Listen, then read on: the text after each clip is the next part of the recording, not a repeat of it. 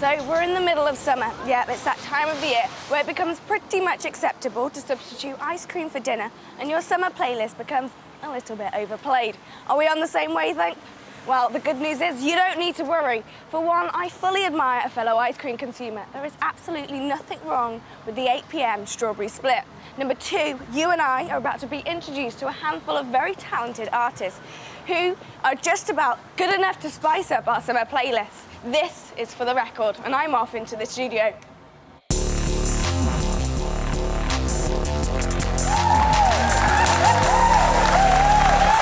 Yes, welcome to For the Record, the show that platforms the people behind some of the music industry's most distinctive art. Tonight, right from this very spot, I, like you, will be finding out about 4 artists' work who I've never actually heard of before. Collectively, regardless of the sacrifices they've had to make over the years, they've come to shape their very own unique sounds, like, for instance, our first act. Now, let's learn a little bit about her.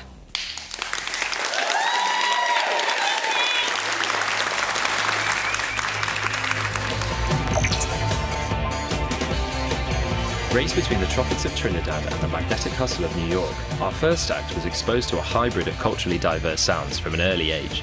From Riot Girl and soccer to blues and 90s grunge, she saw and absorbed it all. Now renowned for her effortless ability to channel and restore the raucous thrills of the 90s in today's 21st century, her work is an honest reflection of her inspiring journey. Focused on staying as independent as possible, with a unique punk-infused rock-style approach, her art is at one with her charisma. Welcome, Ms. Mohammed.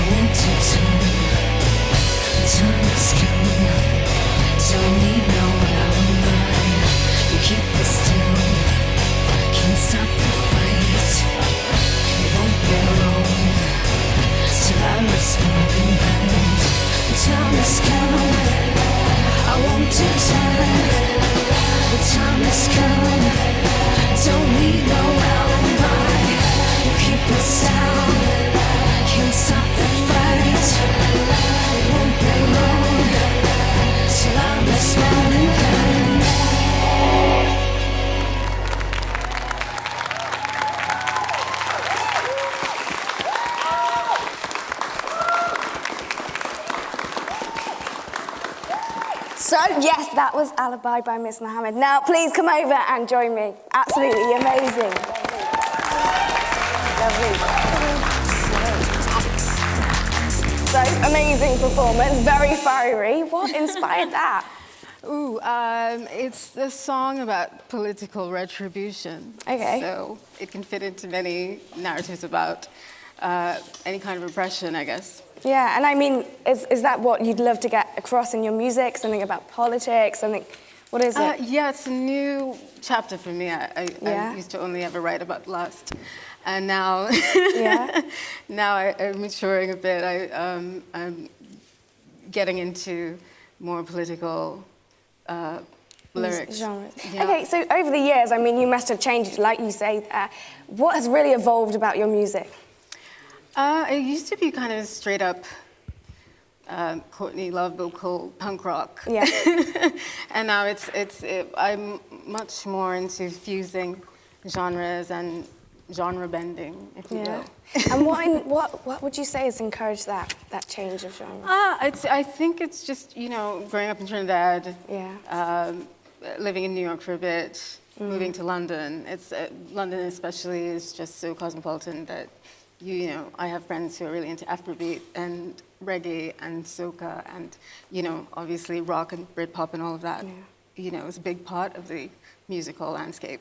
So just being influenced by everything, I guess, that I'm exposed to. Any other artists out there that really kind of grab you and influence your own music? Many. Yeah. I love PJ Harvey. Yeah. Yeah. Yeah. Big influence. A huge. And what would you say is the most inspiring work that he's done that inspires your work? She. It's okay, you don't have to expect you to know. I don't know. I love. She changes. She evolves on every album. Yeah. I like that. I hope to do that myself. Yeah. So what is next for you then? A single, Yeah. a video, and an EP, hopefully very soon. And will you be traveling anymore? I would love to. Yeah. Yeah. So where are you thinking? Europe would be great. Yeah. A European tour would be great. A US tour would be great. Yeah.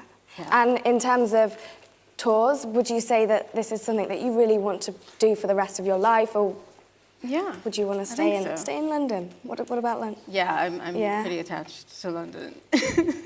So, Yeah. in terms of your music itself, you grew up with a love for guitar. Any other instruments? Drums are now my major obsession. That song I wrote the drums first. Yeah. So now I write the drums first. So you build your music around the drums? Around beats, yeah. Okay, Yeah. brilliant. And I mean, how have you got together? How have you got this amazing crew together today? It changes all the time, Yeah. but Zell is often with me, the drummer. Michael's on guitar, and Andrea is on bass. And I'm really lucky to have these amazing, talented people. Okay, so tell me, are you a fan of experimental electronic music? Electronic music is not my favorite thing. No? I have to say. Well, for any of you guys out there who are, you're in for a treat. Our next act is the queen of the genre. Please welcome Riz Maslin of Neotropic.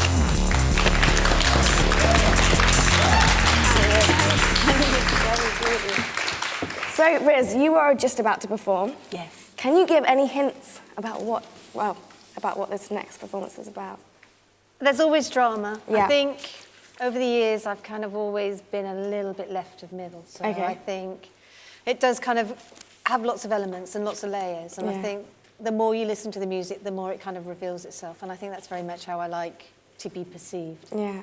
Now, I read you've been in this industry for a long time. I have. What are your experiences? I want to hear about your stories. You've travelled to Borneo. Yeah, I think it's like any creative artist that you just kind of absorb everything you encounter, Yeah. and then that kind of re-emerges through your work, and I think that's all you can do. Yeah. I mean, it's about constantly reinventing your sound, your whatever you're actually working on, and I think rather than staying in one place, it's about reinventing that. And how would you would say that you've been reinvented?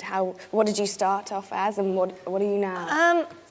I started off as a kind of beat maker. Okay. So production. I Yeah. did a lot of I was heavily influenced by hip hop, But also further back from that, I was a classically trained flute player. So I kind of came from a classical background and kind of rebelled against that because it became too much about reading what was on the Too strict. on the paper rather than actually being able to be free.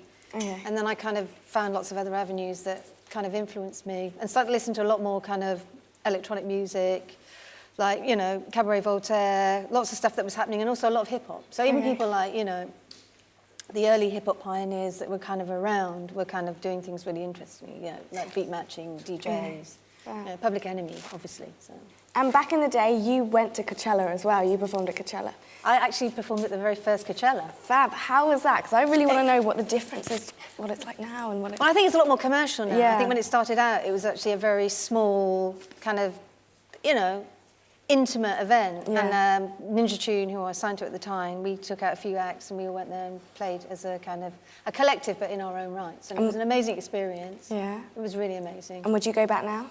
Yeah, I mean, I love the heat and I love the desert. Yeah. It's exactly the best place to be. And even though it has changed so much, what would you, I mean, would you still embrace it the same way you Oh, did absolutely. back then? I mean, I love playing live, and I think it's just that having that energy from the audience and from where you are. So I think it's really important to kind of, you know, be part of it as well. Now, for both of you, this show is called Just for the Record, so I want to know, what have you done just for your record? What's the most biggest thing that you've kind of, well, the biggest thing you've kind of... For the current record? Yeah, for your...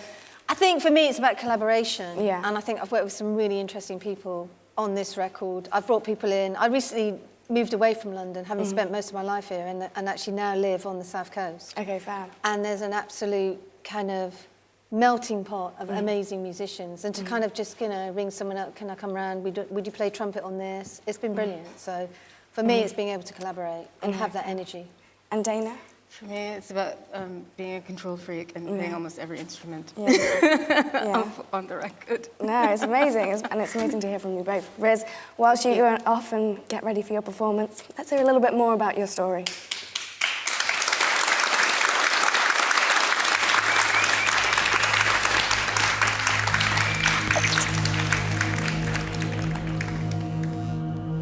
Having spent the last 2 decades establishing herself as one of the most prominent female figures in experimental electronic music, our second act first distinguished herself in the industry as a trip-hop artist. Raised in the West Country, she found herself playing in several indie bands before heading to London to make her mark on our very own capital. She later went on to record for some of the world's most influential record labels and pitch up at the likes of Coachella and Montreux Jazz Festival. Focused on maintaining honesty and integrity in her work, please welcome Neotropic.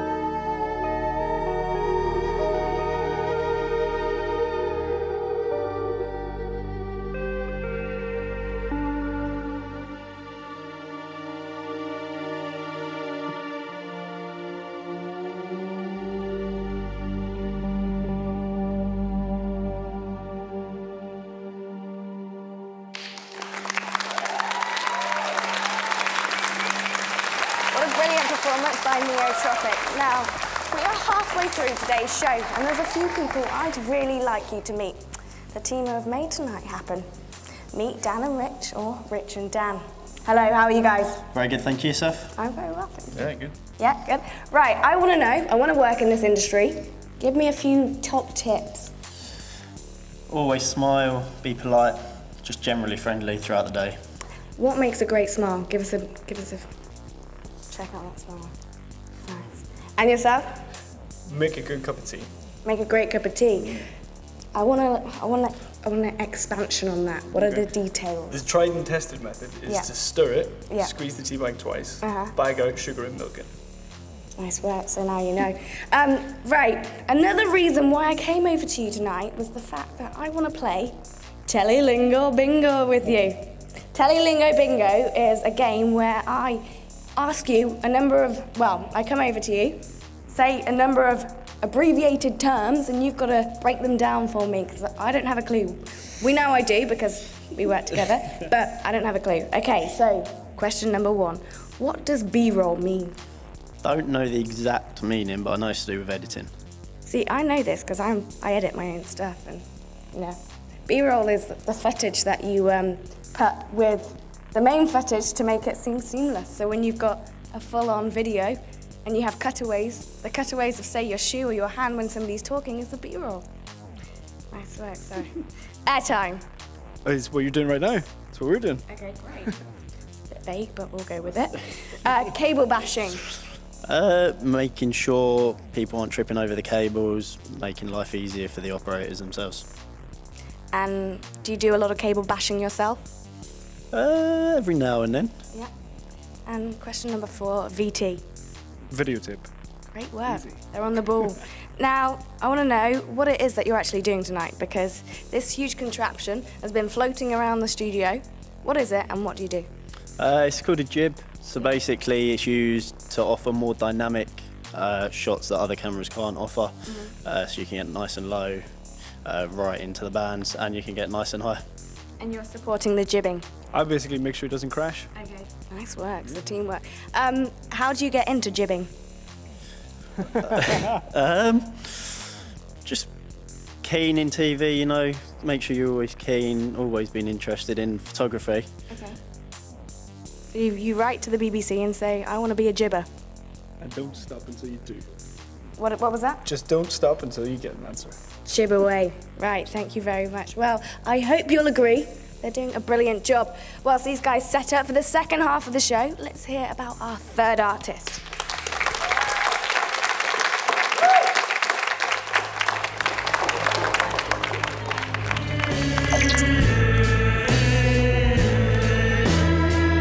Singer, performer, composer, producer, and instrumentalist, when it comes to music, our third artist doesn't do things by halves. Born in Malaga and raised travelling throughout Europe and Morocco, his earliest musical experiences were through improvisation. Today, the artist makes his mark on the music industry with performances that investigate the subtle line between composed and uncomposed sounds. Describing his work as pop for the human, please welcome Otti and the Voices with Joy and Tender Brightness.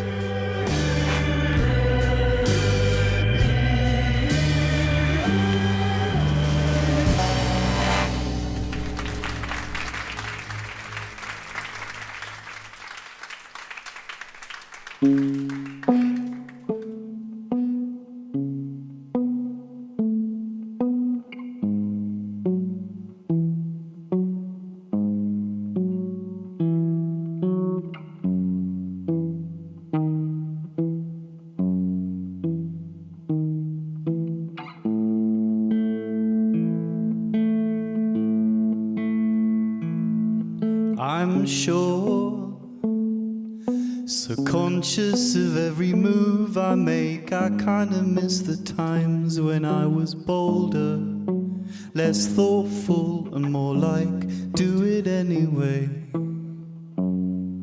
So I will do it anyway.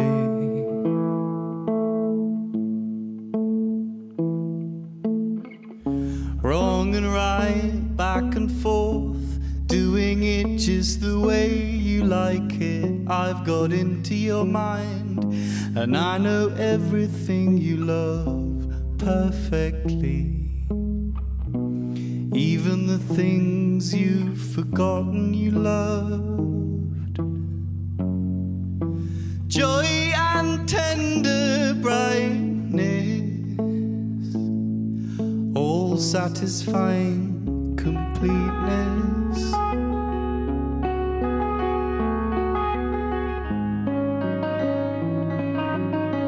All satisfying completeness. Joy and tender brightness.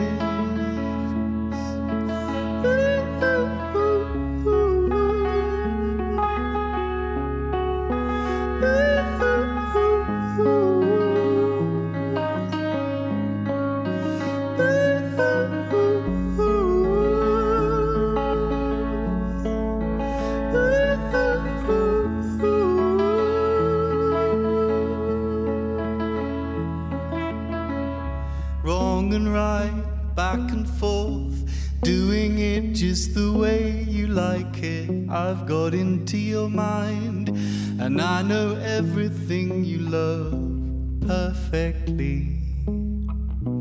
Even the things you've forgotten you loved. Joy and tender brightness, all satisfying completeness.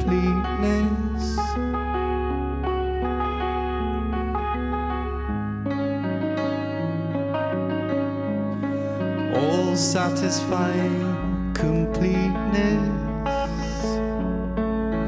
Joy and tender brightness.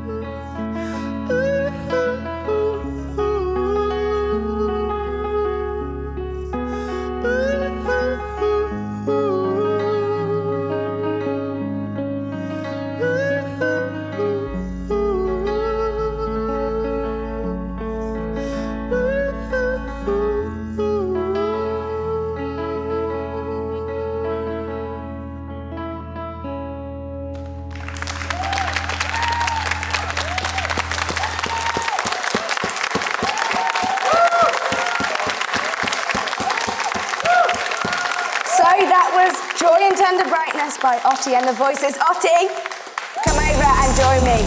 Otti, Otti, Otti. Oi, oi, oi, you want to say? It's almost like oi, oi, oi, yeah. How are you? Amazing Hey, fine. performance. Nice jacket. Thank you very much. Nice stripes. We're both in sync, patterning. Yeah. Tell me, what was that all about? That was incredible. What was the inspiration? I have to come down from the Celestials. No, go for it. The inspiration for that song? Yeah. Not sure, actually. I think it just came out of nowhere. It came out of that nowhere? One, pretty much, yeah. Well, I would like to be able to do that, just come out of nowhere and have something like that come out my mouth. Yeah, it's sort of to do with, I guess, going to utter bottom and trying to find some sort of joy and tender brightness. And how do you go about writing lyrics like that? Do they come from the heart, or do they come from something that you've experienced yourself? Oh, I guess heart mainly. Yeah. Yeah. I mean, over the years, how have you evolved your music?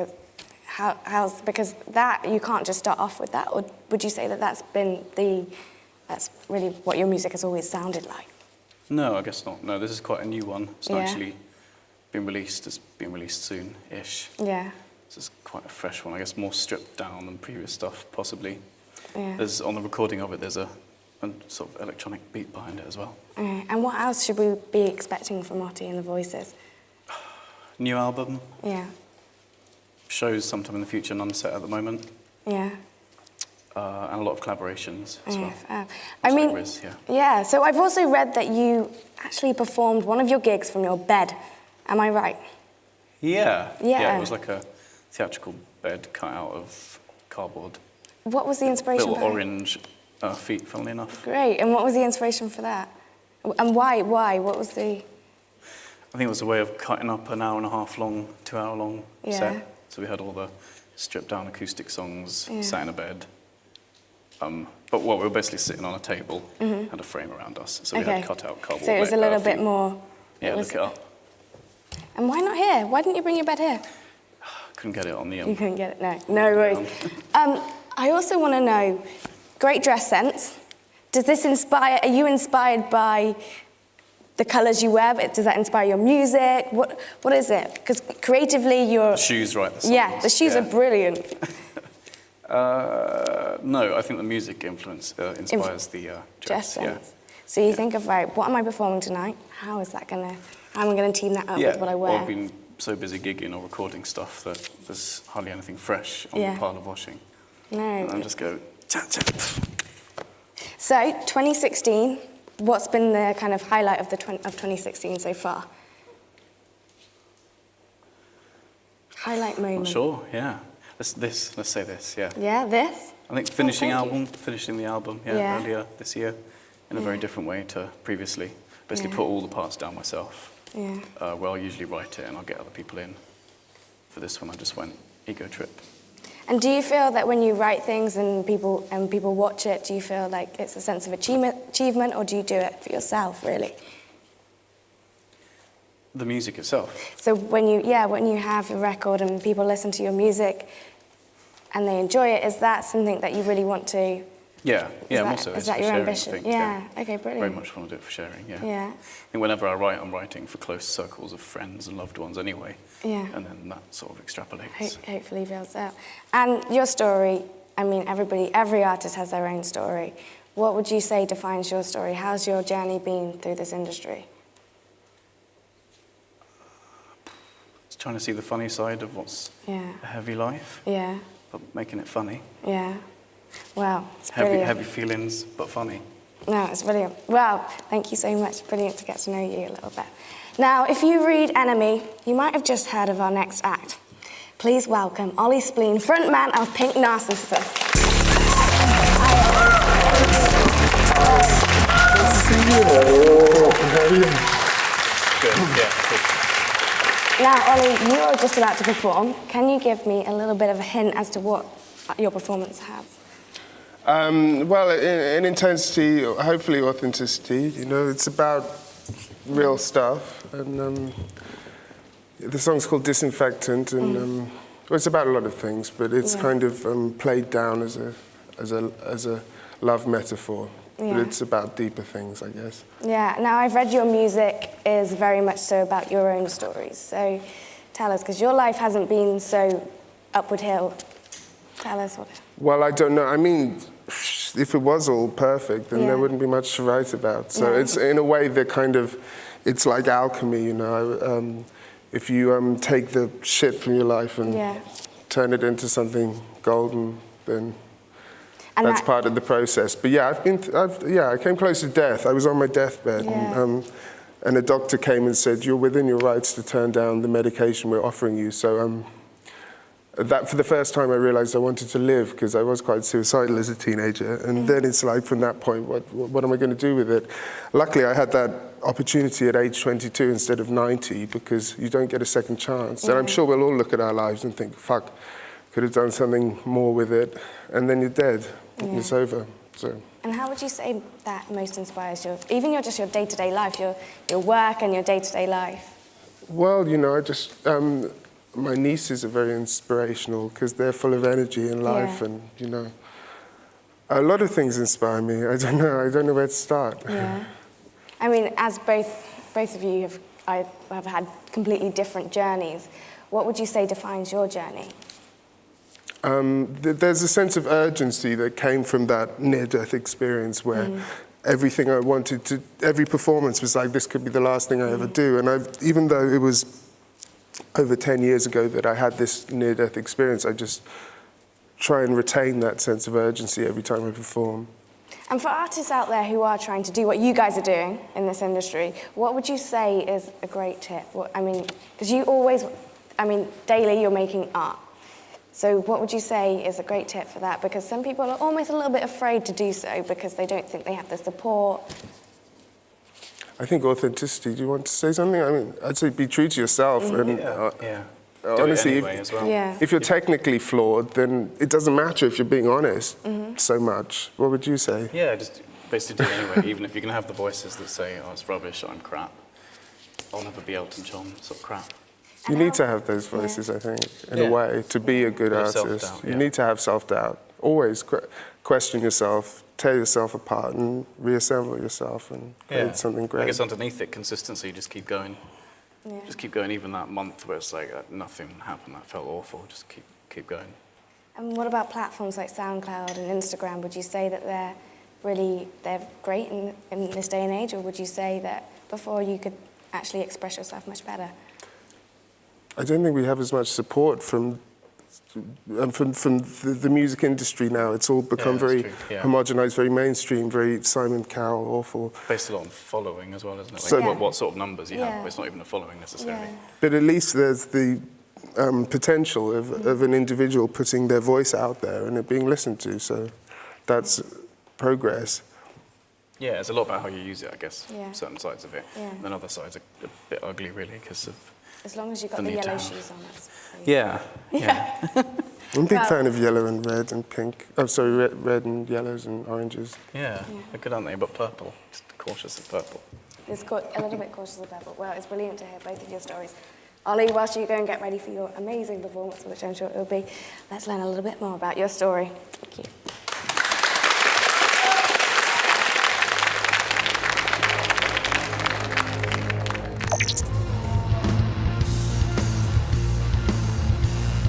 Our final act is fronted by maybe the greatest rock star you've never heard of. Born in Hastings and raised in Brighton, the singer and poet has come to establish his art in a way that connects with real-life experiences. In 2009, with his innovative creativity, he formed the band Pink Narcissus, which was later dubbed by NME as flamboyant, confrontational art rock. Today, he and his band continue to move the industry with raw and real performances, narrating his life experiences, hardships and journeys. Please welcome Ollie Spleen and Pink Narcissus.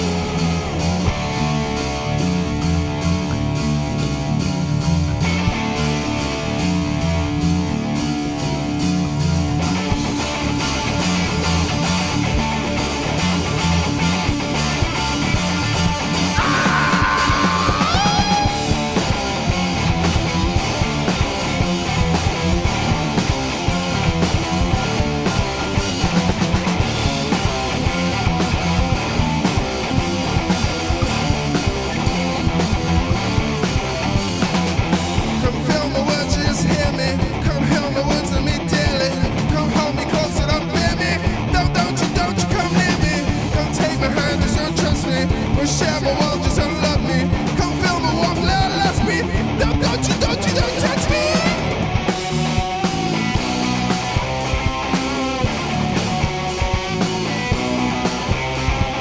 Danger like suns, all surging with the lies. Now my hunger is huge, this can't get enough.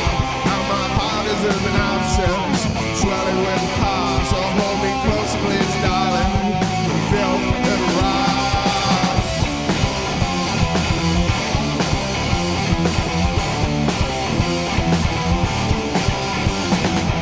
Maybe you could disinfect me, maybe you could cleanse my soul.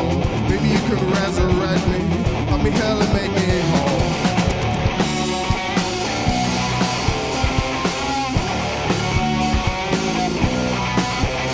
All the sun and filth and squalor, I've become accustomed to degradation like no other. Songs that slowly grew and grew. Open wounds can get infected. My heart bleeds 'cause it's open. Be my sacred antiseptic. Will it all be the lobster?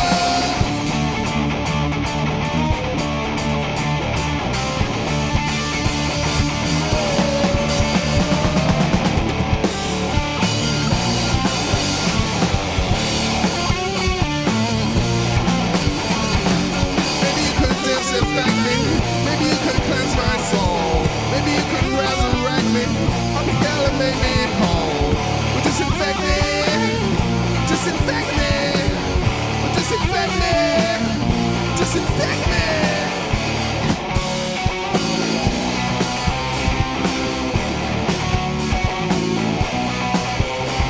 My veins are like suns, all surging with the lies. Damn, my hunger is huge. Just can't get enough. And my heart is an abscess, swelling with pus. Oh, hold me close to please, God. Feel it rise.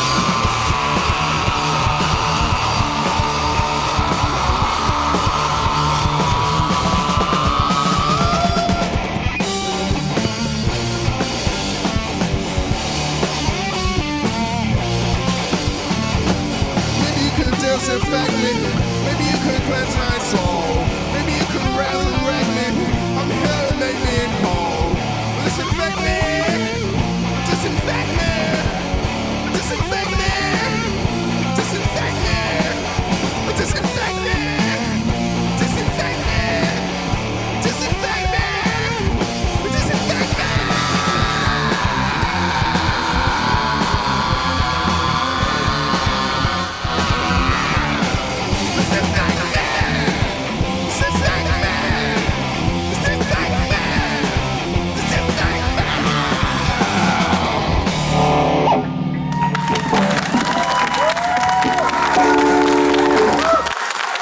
Yes, an incredible performance there, Ollie Spleen, and your amazing band. Right, come on over.